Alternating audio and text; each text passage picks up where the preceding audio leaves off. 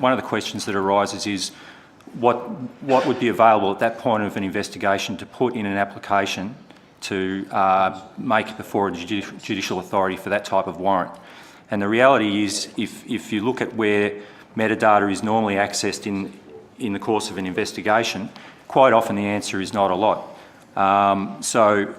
If the view is taken that a particular target is worthy of further focusing in relation to that issue, you need to deploy other resources that are effectively more intrusive, I would suggest, than obtaining the metadata. For example, physical surveillance, or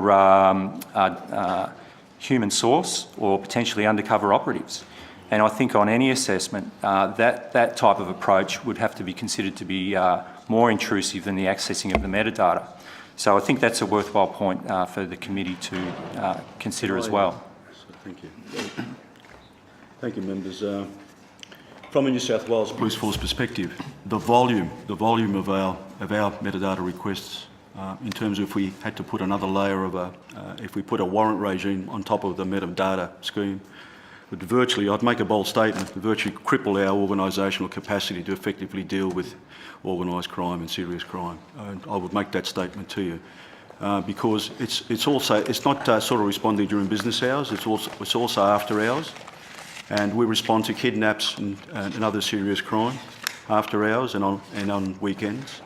You would need after hours people to do that type of work. And just the sheer volume of metadata and TI requests would hamper our investigative capacity. In terms of oversight, I don't think a warrant scheme would add more to due diligence and more to the accountability and oversight process currently in place at the moment.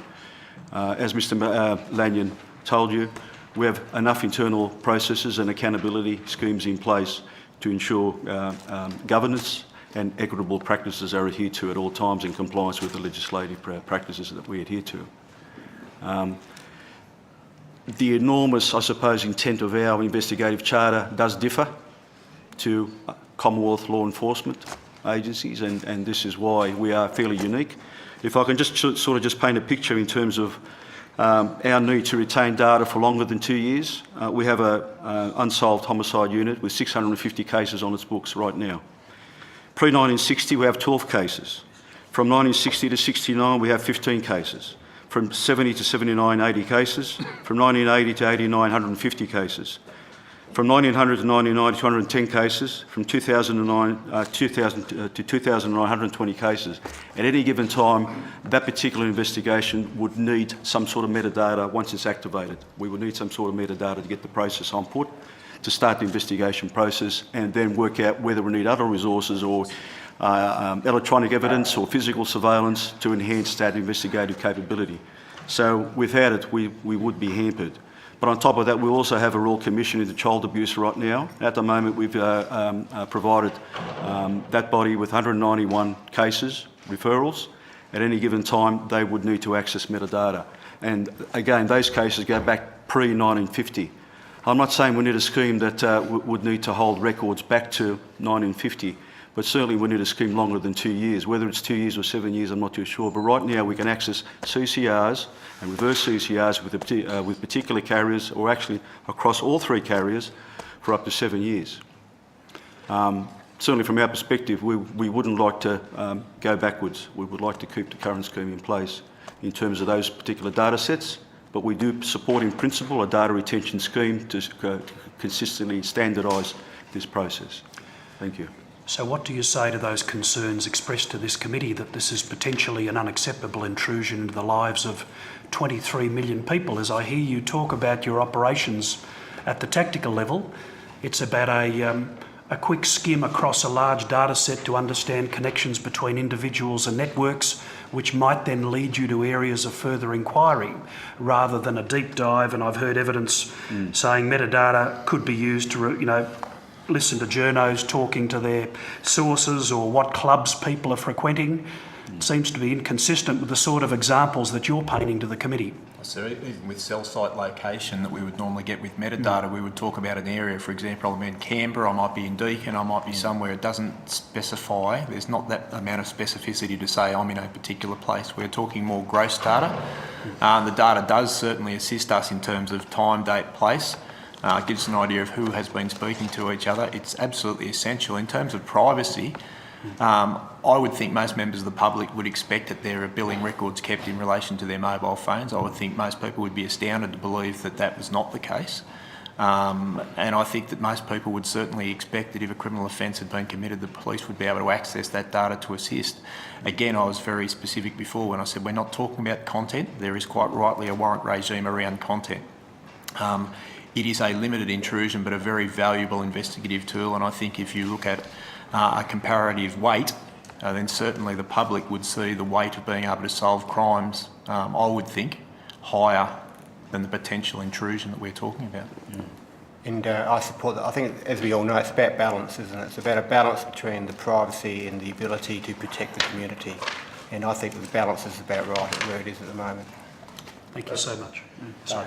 I was just going to make the point too that I think from a policing agency point of view, we're talking about obviously finite resources and an expectation that those resources are targeted where they can achieve the most good. So it's just not open to agencies to engage in the sort of activities routinely that perhaps some of the commentary suggests. And where that does occur, I'd suggest that it's generally going to be within the purview of misconduct, and there is a whole regime of legislation and process around that particular aspect of, police misconduct, if you like. Thank you. Thank you, Chief. David.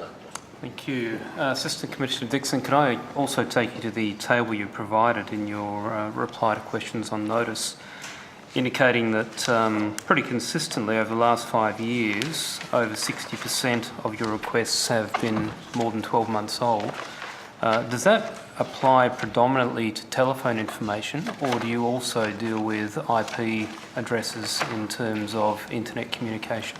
It's everything, sir. It includes IP addresses, it includes cell dumps, it includes CCR, reverse CCR checks. So we don't calculate it in another, by a particular type of metadata. So that's the entire amount.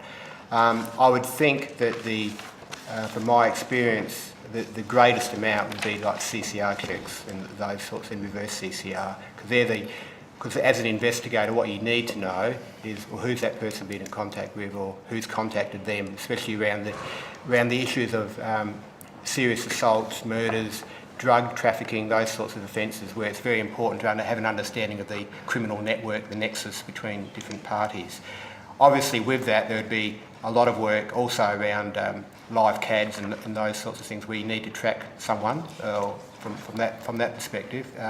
But that would be in the minority. Most of them would be around the CCR checks. Sure. We've had a number of witnesses use the examples that have been provided to us by law enforcement agencies where metadata has successfully led to a prosecution to argue that the existing system is working, therefore no change is required. Again, I take you to your case studies where there was a murder and 4 days after the murder you put a request in. The particular carrier only kept data for 7 days, and in that case you resolved the case and you successfully prosecuted. But you then go on to quote a case later where, again, fairly short period after the event, you put a request in, but the data was not available. How frequent are those events where you only just get in time, or in fact you request and it's not there? And the reason this is important is because it demonstrates the fact that the existing system is not sufficient in many cases. I think that my understanding would be, there are a significant number of investigations where, because there's different carriers have all different, from their position, they keep it for different periods of time. So it's a bit of a, from an investigator's perspective, it's a bit hit and miss as to whether you're with Optus, Telstra or Vodafone, because they all have different lengths of time that they keep that metadata for. So going back to your question, there are a number of examples where I hear investigators talk about, well, they put in the request for metadata and they weren't able to receive it, which has impacted on their investigations, where if that metadata had been available, it would have obviously assisted them. So I'll go back to my opening statements. I think the main issue that I see here is the importance for law enforcement is a consistency of approach is very important for us, because then we know what the period of time that metadata is going to be stored for. Sure. Senator, can I just support that? I think in my opening I spoke as well about IP data that we had requested in New South Wales last year. There was only about 1,100 requests, of which conservatively 80% failed to yield a subscriber from the other end, because without the legislation and the proposed data sets, carriers aren't required to keep that sort of data. Similarly, in terms of metadata call charge records, investigators get very well skilled at which carriers they can get data from, which carriers they can't. So they know very well, and the level of requests that go to carrier A, knowing that they only hold that data for 4 to 6 weeks, obviously is reduced. There's no point putting a request in if we know the carrier won't hold it for that long.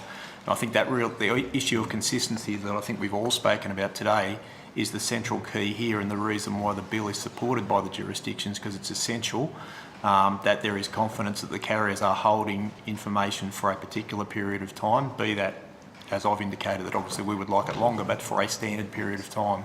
And then again, consistent data sets so that investigators and certainly law enforcement can be assured that they can get particular information which is relevant to investigate criminal offences.